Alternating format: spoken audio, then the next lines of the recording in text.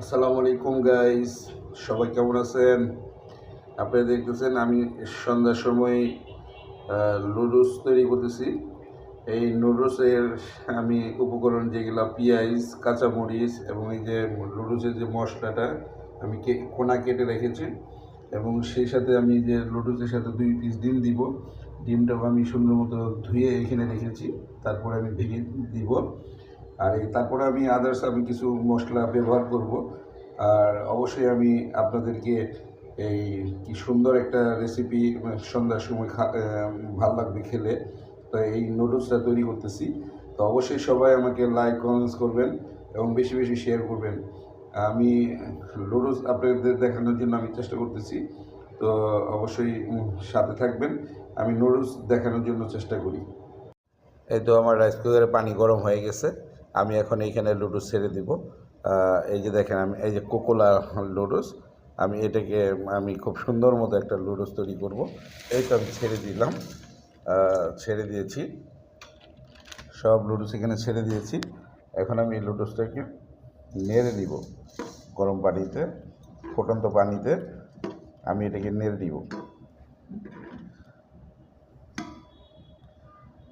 আপনারা দেখতেছেন আমি লুডুসটারে খুব সুন্দর মতো নেড়ে এখন নরম হয়ে যাচ্ছে।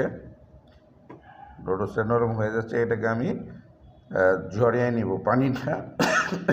সরি, পানিটা আমি ঝরিয়ে নিব। আমি ওইখানে ছাঁকনি রেখেছি বেসিনের এখানে। তো অবশ্যই আমি আপনাদের খুব সুন্দর একটা এই সন্ধ্যাকালীন যে নাস্তাটা হবে সেই নাস্তার সাথে আমি লুডুস নিব। আমি অবশ্যই আপনাকে এটার আমি ডেকোরেশন করে আমি দেখাবো।